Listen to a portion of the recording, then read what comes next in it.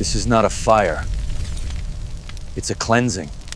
The Mercedes was on fire in my driveway, black smoke billowing into the Texas afternoon sky like a funeral pyre for my marriage. I sat in my pickup truck for a full minute, watching the flames lick at the German engineering while my brain processed what this meant. That wasn't my car. That wasn't Sarah's car.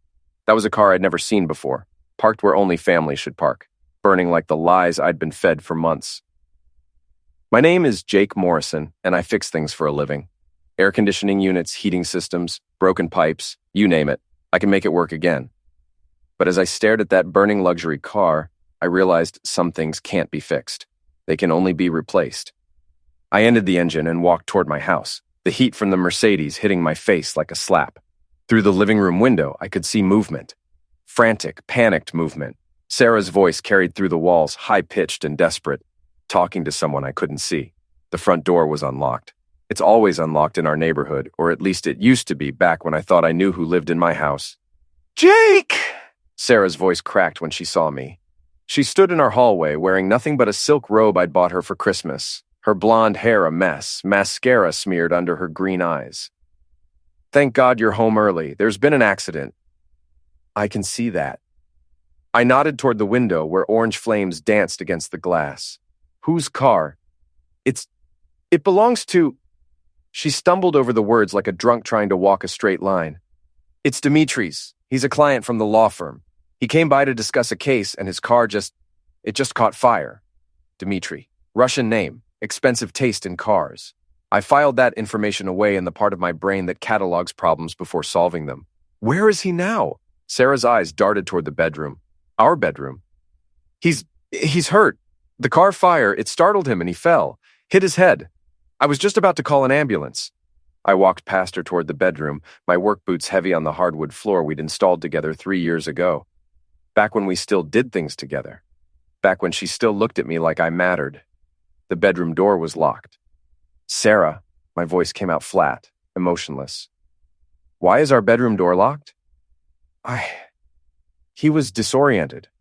I locked it to keep him safe while I figured out what to do. I'd been fixing locks since I was 16 years old. This particular lock had been installed by me, and I knew exactly how much pressure to apply to the frame to pop it open. The door swung inward with a satisfying crack. What I found inside wasn't what I expected. It was worse.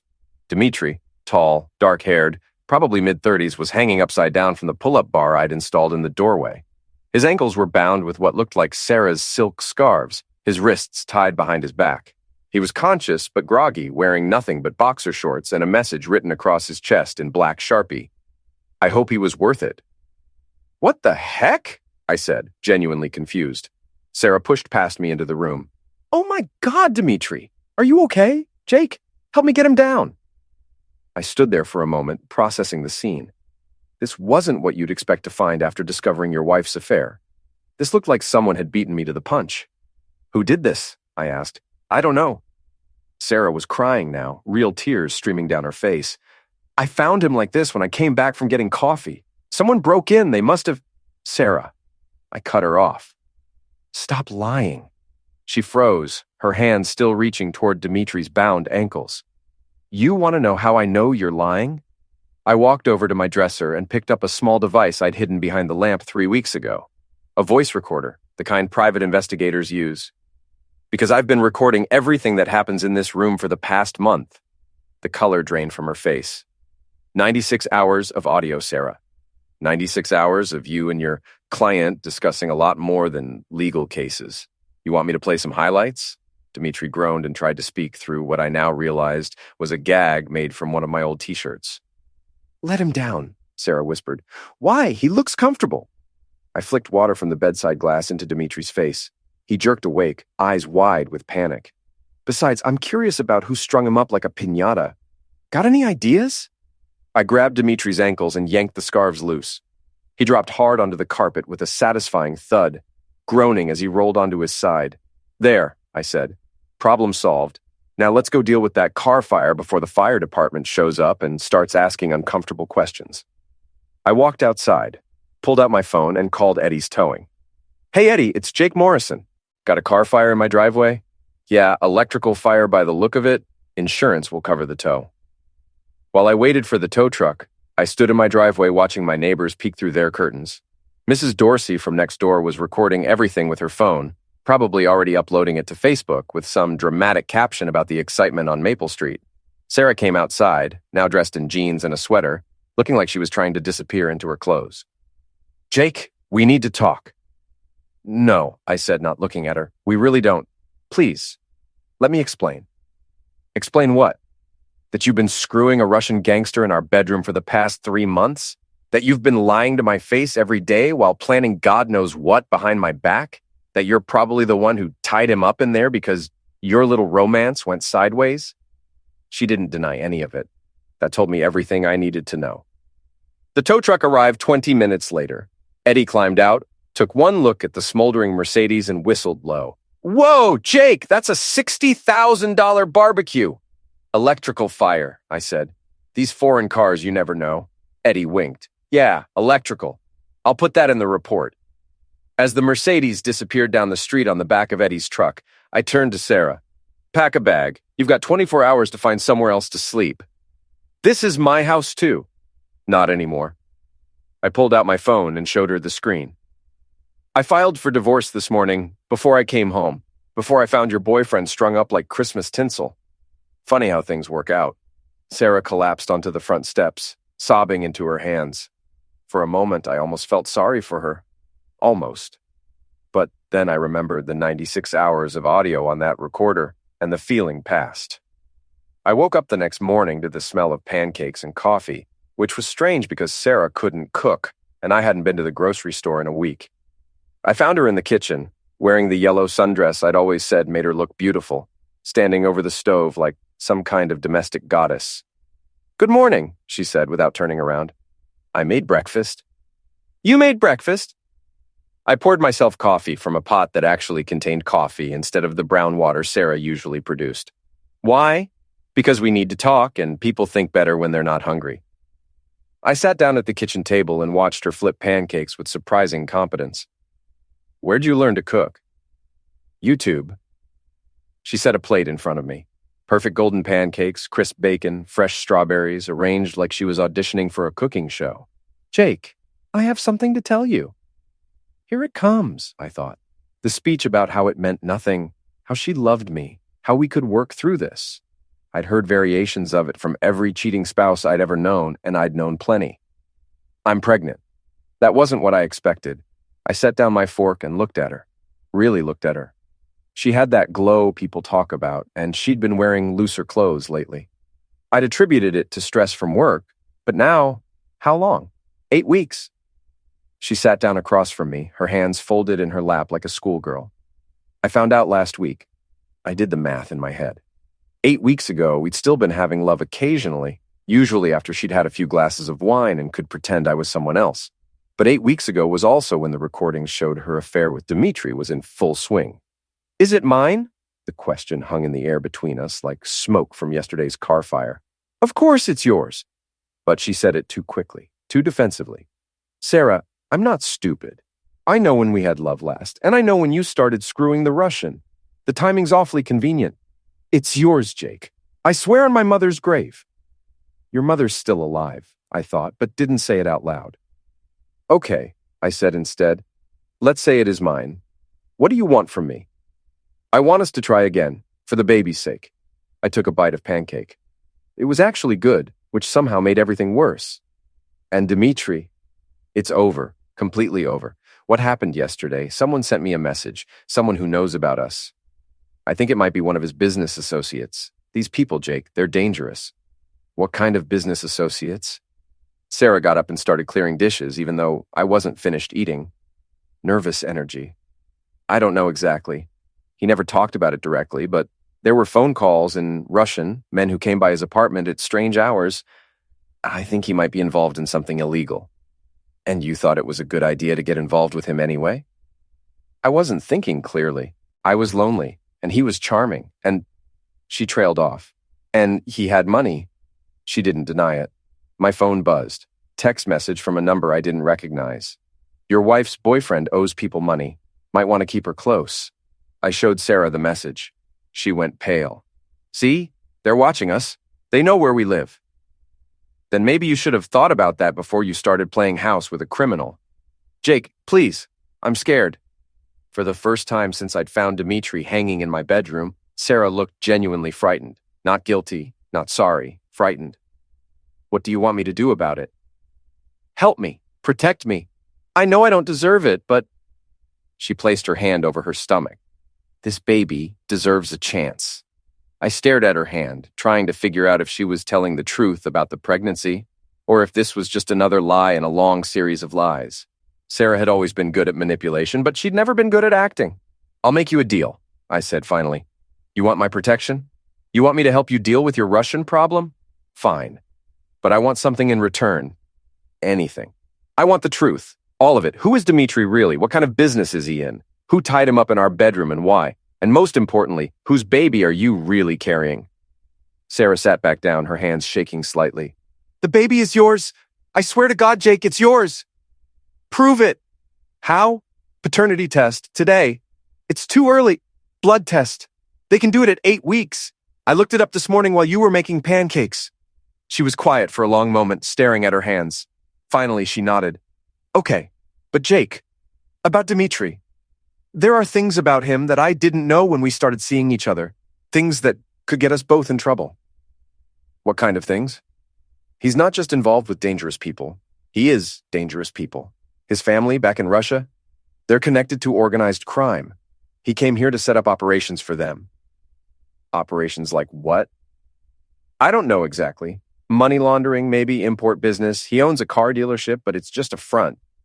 That explained the Mercedes. And probably explained why someone had strung him up in my bedroom. Sarah, are you involved in any of this? No, I swear, I just thought he was a successful businessman. He has money, he's charming, he took me to nice restaurants. And you were bored with your blue-collar husband who fixes air conditioners for a living? She didn't answer, which was answer enough. My phone buzzed again, same unknown number. Car dealership on Route 9, tonight, come alone or your wife pays the price. I showed Sarah the message. She started crying. They want to meet, I said. Don't go. Please, Jake. These people, if something happened to you, if I don't go, something happens to you. And maybe to the baby. We could call the police. And tell them what? That my cheating wife got involved with Russian criminals and now they're threatening us? That'll go over real well. I stood up and grabbed my keys. Where are you going?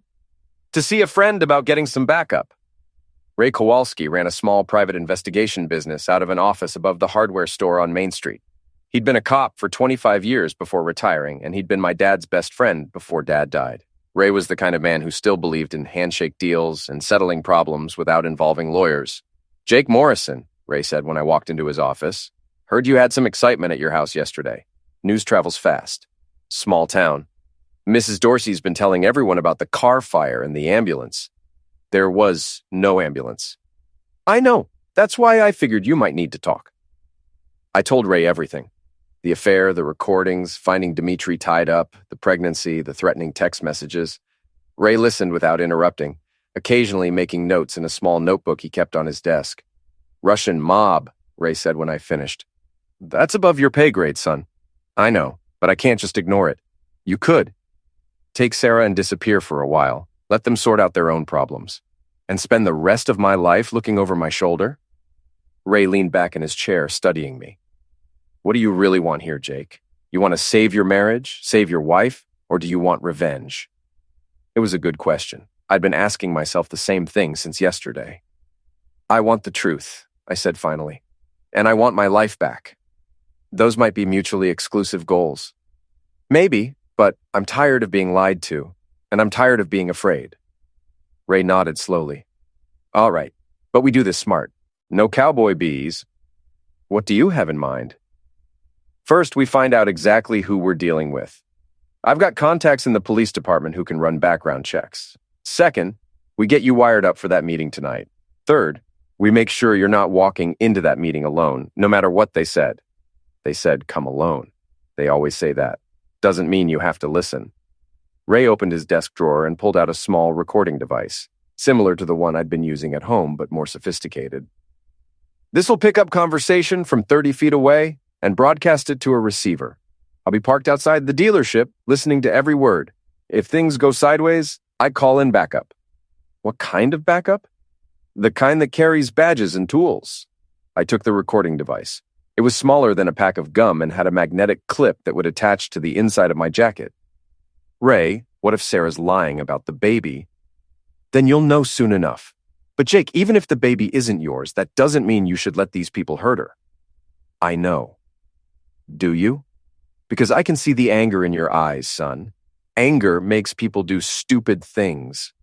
He was right. I was angry. Angrier than I'd ever been in my life. But it wasn't just about the affair. It was about the lies, the manipulation, the way Sarah had made me feel like I was crazy for suspecting something was wrong. I won't do anything stupid, I said. Good, because stupid gets people ended. I left Ray's office with the recording device and a plan. But as I drove home, I couldn't shake the feeling that I was missing something important. Something about the way Dimitri had been tied up, about the message written on his chest, about the timing of everything. Someone had beaten me to the revenge. The question was who and why. The car dealership on Route 9 looked exactly like what it was, a front for something else. Dimitri's Motors sold high-end European cars to people who had more money than sense, but the showroom was too clean, too empty. No oil stains on the floor, no coffee-stained paperwork scattered around. None of the organized chaos you'd expect from a real business. I pulled into the parking lot at exactly 8 o'clock, as instructed. The place was closed, but I could see lights on in the back office. Ray's voice crackled through the earpiece he'd given me. I'm in position. Can you hear me okay? Yeah, I whispered. Remember, just listen and learn. Don't try to be a hero. The front door was unlocked. I walked through the showroom past a gleaming BMW and a Mercedes that probably cost more than my house. The smell of leather and new car scent couldn't quite mask something else, cigarettes and fear. Mr. Morrison, the voice came from behind me. I turned to see a man in an expensive suit, probably 45, with the kind of face that had seen too much violence. He wasn't Russian. His accent was pure American, probably East Coast. You're not who I expected, I said. Name's Vincent Torres. I represent certain business interests that your wife's boyfriend has been problematic for. What kind of business interests? The kind that don't appreciate being stolen from. Torres walked over to the BMW and ran his hand along the hood like he was petting a cat. Dmitry Volkov came to this country 3 years ago with a very specific job.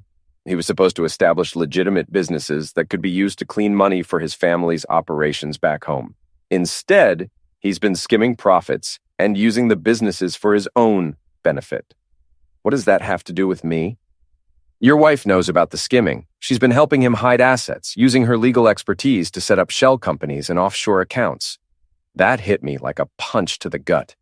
Sarah wasn't just cheating. She was actively involved in criminal activity. You're lying, am I? Torres pulled out a tablet and swiped through several documents. Morrison Holdings, LLC, established 6 months ago by Sarah Morrison, attorney at law. Sole purpose, holding title to various properties purchased with laundered money. Your wife's been busy, Mr. Morrison. I looked at the documents. Sarah's signature, her law firm's letterhead, bank account numbers I didn't recognize. She never told me about any of this. Of course not. She was planning to disappear with Dimitri and about $2 million in stolen money. At least that was the plan until someone decided to send them a message yesterday. Who sent the message? Torres smiled, and it wasn't a pleasant expression. Someone who wanted to make sure you knew exactly what your wife had been up to. Someone who thought you deserved better than being left holding the bag when this all came crashing down.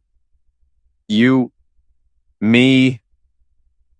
I felt the recording device against my chest and hoped Ray was getting all of this. Why? Because Dimitri's theft puts my employers in a very awkward position. They need their money back, but they also need to maintain plausible deniability. Having a pissed-off husband discover the affair and expose the whole operation, that's much cleaner than having to eliminate witnesses. Eliminate witnesses. Figure of speech, Mr. Morrison. We're businessmen, not thugs. Right. Businessmen who tie people up and threaten their wives. That was just theater, designed to get your attention and make sure you understood the gravity of the situation. Torres walked over to a desk in the corner and picked up a manila folder. Here's what's going to happen. You're going to take this information to the FBI. You're going to tell them you discovered your wife's involvement in money laundering while investigating her affair. You're going to cooperate fully with their investigation. And if I don't? Then your wife disappears, along with the $2 million she helped steal, and you spend the rest of your life wondering if she's living on a beach somewhere or buried in a shallow grave. I opened the folder. Bank records, property deeds, email correspondence between Sarah and Dimitri, photographs of them together at various locations. Everything needed to destroy her career and put her in prison. There's something else, Torres said. Your wife isn't pregnant. What? Fake belly, hormone supplements to trigger the symptoms, forged blood test results. She's been planning this con for months, probably since she realized we were onto Dimitri's theft. I thought about the pancakes that morning, the sudden domesticity, the way she'd placed her hand over her stomach. All of it an act.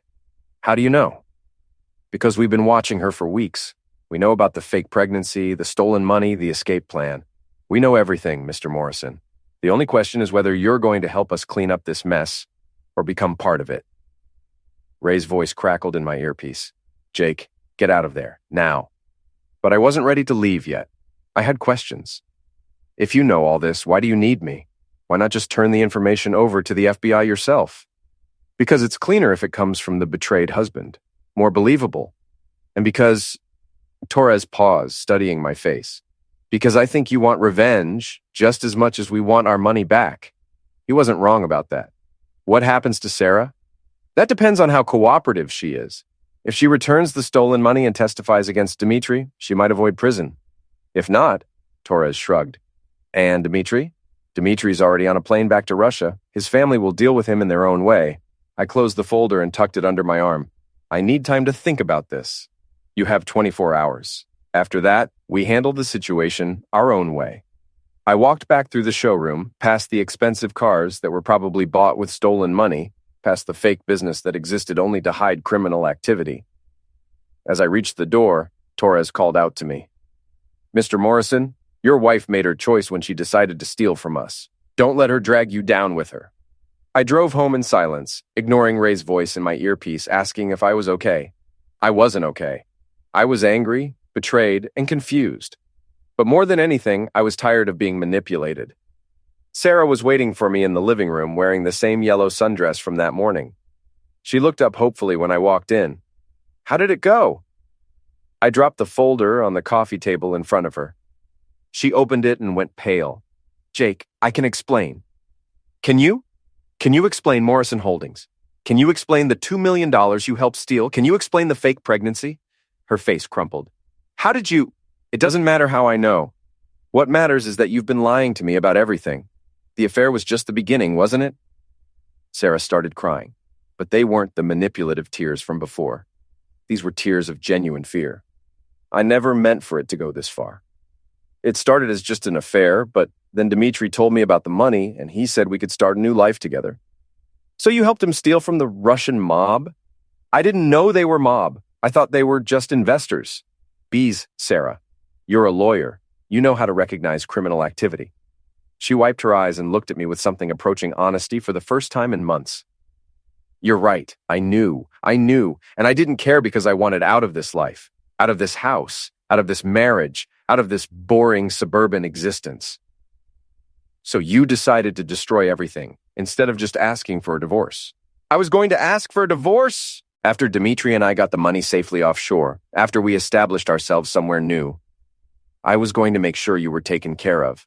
With stolen money. With enough money that you'd never have to work again. I sat down across from her, studying her face. Even now, even caught red-handed, she was trying to justify what she'd done. Sarah, these people are going to end you. No, they won't. Dimitri has connections, protection. Dimitri's already gone. They put him on a plane back to Russia this morning. The color drained from her face completely. That's impossible. He wouldn't leave without me. He would, if his life depended on it. Sarah stared at the folder, at the evidence of her crimes, spread out on our coffee table like a hand of cards she couldn't win with. What do they want from me? The money back, and your cooperation in testifying against Dimitri. I can't testify against him. If his family finds out, his family already knows everything, Sarah. The question is whether you're going to cooperate with the FBI or spend the rest of your very short life looking over your shoulder. She was quiet for a long moment, probably calculating her options and realizing she didn't have any good ones. What about us? She asked finally. There's no us. There hasn't been an us for months. Jake, please. I know I made mistakes. Mistakes? You committed federal crimes, Sarah. You helped steal $2 million from people who end other people for a living. That's not a mistake. That's a choice. I stood up and headed for the stairs. Where are you going? To pack your things. You've got 1 hour to decide whether you are going to cooperate with the FBI or take your chances on your own. And if I cooperate? I stopped at the bottom of the stairs and looked back at her. She looked small and frightened, nothing like the confident woman I'd married 5 years ago. Then maybe you'll live long enough to serve your prison sentence. It wasn't much of a choice, but it was the only one she had left. The FBI took Sarah into custody the next morning at exactly 9 o'clock. I watched from the living room window as Agent Patricia Wells led her to an unmarked sedan, Sarah's hands cuffed behind her back, her head down in shame or fear or both. Agent Wells came back to the house after Sarah was secured in the car. Mr. Morrison, we appreciate your cooperation in this matter. Just doing my civic duty, I said, though we both knew it was more complicated than that. We'll need you to testify about what you discovered and when you discovered it. Your recordings will be crucial evidence. Whatever you need. Agent Wells studied my face for a moment. Mr. Morrison, I have to ask, did you know about your wife's involvement in the money laundering before yesterday? No, I knew about the affair, but I had no idea she was involved in anything criminal. It was the truth, mostly. I hadn't known the specifics until Torres showed me the documents, but I'd suspected Sarah was hiding something bigger than just an affair. And you had no contact with Vincent Torres or his associates before last night? None. Another truth, technically. Torres had contacted me, not the other way around. Agent Wells nodded and handed me her business card. If you think of anything else, anything at all, please call me immediately. After she left, I sat in my empty house and tried to figure out what I was feeling. Relief? Satisfaction? Regret? Maybe all three. My phone rang. Ray Kowalski. You okay, son? I think so. You did the right thing. Did I? Or did I just let myself get used by people who are probably worse than Sarah and Dimitri? Does it matter? Your wife was stealing money from dangerous people and planning to disappear with her boyfriend. One way or another, that was going to end badly. Ray was right, but it didn't make me feel any better about the situation. What happens now? Now you rebuild your life. It's going to take time, but you're young enough to start over. I don't feel young. You're 34, Jake. You've got plenty of time to find someone who won't steal from Russian criminals. That actually made me smile, which I hadn't expected to do for a while. Ray, there's something else. I want to find out who really tied up Dimitri in my bedroom. Why does it matter? Because someone went to a lot of trouble to make sure I found out about the affair in a very specific way. Someone wanted me to be angry enough to dig deeper. You think it was Torres? Maybe. Or maybe it was someone else entirely. Ray was quiet for a moment. What are you thinking? I'm thinking someone played me, and I don't like being played. Jake, let it go. You got your life back. Don't go looking for more trouble. But I couldn't let it go. The image of Dimitri hanging upside down in my bedroom, the message written on his chest, the timing of everything. It all felt too convenient, too orchestrated. I spent the next 3 days going through Sarah's things, looking for clues about who might have known about the affair and the money laundering. I found her laptop hidden in the back of her closet, password protected but not encrypted. It took me about 10 minutes to crack the password, our wedding date, which would have been romantic if she hadn't been using the computer to plan her escape with another man. Sarah's email history was a goldmine of information. Messages with Dimitri about their plans, correspondence with offshore banks, communications with shell companies. But there was something else, something that made my blood run cold. Messages with Monica Chen, Sarah's best friend and maid of honor at our wedding. Monica had known about everything, the affair, the money laundering, the escape plan. But more than that, she'd been actively helping Sarah plan it. Until 2 weeks ago, when the tone of their messages changed completely. Sarah, you need to be more careful. People are starting to ask questions. What kind of people? The kind who don't ask twice. Monica, you're scaring me. Good. You should be scared. This was supposed to be simple. Take the money and disappear. But you got greedy and now everyone's at risk. I wasn't greedy. Dimitri said we needed more time to set everything up properly. Dimitri's an idiot, and you're an idiot for trusting him. The last message from Monica was dated the day before I found Dimitri in my bedroom. It's too late to back out now. But maybe it's not too late to make sure Jake finds out the truth before you destroy his life completely. I stared at the screen, pieces of the puzzle falling into place. Monica hadn't just known about Sarah's crimes. She'd been the one to expose them. She'd tied up Dimitri, written the message on his chest, and made sure I came home early to find them. But why? I found the answer in Sarah's deleted files, messages she'd tried to hide but hadn't properly erased. A conversation from 6 months ago. Monica, I need to ask you something, and I need you to be honest. What? Did you sleep with Jake? What? Sarah, no. Why would you ask that? Because he's been acting strange lately, and I know you've always had a thing for him. I do not have a thing for your husband. You did in college before I started dating him. That was 15 years ago. Just answer the question, Monica. Did you sleep with my husband? No, Sarah. I did not sleep with Jake. But honestly, maybe you should worry less about who he's sleeping with and more about the fact that you're planning to run away with a criminal. The conversation continued for several more messages, getting more heated. Monica accusing Sarah of being selfish and destructive, Sarah accusing Monica of being jealous and bitter. It ended with Sarah telling Monica to mind her own business, and Monica responding that she was done covering for Sarah's mistakes. I leaned back in my chair, processing what I'd discovered. Monica Chen, Sarah's best friend, had been in love with me for 15 years. She'd watched Sarah cheat on me, steal from dangerous people, and plan to disappear with stolen money, and she'd finally had enough. So she decided to blow up Sarah's life before Sarah could blow up mine. My phone buzzed. Text message from an unknown number. Check your email. I opened my laptop and found a message from an anonymous account with a single attachment, a video file. The video showed Monica entering my house through the back door, using a key I didn't know she had. Timestamp showed it was taken the morning I found Dimitri. Monica moved through the house like she knew exactly where everything was, going straight to the bedroom where Dimitri was apparently sleeping off a hangover. What happened next was both shocking and oddly satisfying. Monica woke Dimitri up by dumping a pitcher of cold water on his head, then proceeded to tie him up while he was still groggy and confused. She was efficient, methodical, like she'd planned every step. The message on his chest was the last thing she did before leaving. She wrote it carefully, deliberately, then stepped back to admire her work, like an artist finishing a painting. The video ended with Monica leaving through the same back door she'd entered, taking the picture with her. I sat in my empty house, watching the video again, trying to decide how I felt about what Monica had done. She'd manipulated me just as much as Torres had, just as much as Sarah had. But unlike the others, Monica's manipulation had been designed to protect me, not use me. My phone rang. Monica.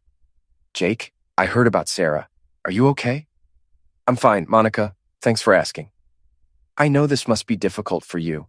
If you need anything at all, I'm here for you. Actually, there is something you can help me with. Of course. What do you need? I need you to explain why you have a key to my house. Silence on the other end of the line. Monica? I think we should talk in person. I think we should. An hour later, Monica Chen sat in my living room, looking nervous and guilty. She was attractive in a quiet way. Dark hair, intelligent eyes, the kind of woman who was probably beautiful but didn't know it. How long have you known? She asked. About the affair? Or about you tying up Dimitri in my bedroom? She winced. Both. I've known about the affair for months. I found out about your little vigilante act this morning. Jake, I can explain. Please do. Monica took a deep breath and looked me straight in the eyes. I've been in love with you since college. I know that's pathetic and inappropriate and probably creepy, but it's the truth. I watched you marry Sarah and I told myself I was happy for you both. I even convinced myself that Sarah deserved you, that she'd make you happy. But she didn't. No, she took you for granted, treated you like you were boring, like you were holding her back from some glamorous life she thought she deserved. And when she started the affair with Dimitri, when she started planning to steal money and disappear, I couldn't stand by and watch her destroy you. So you decided to destroy her instead.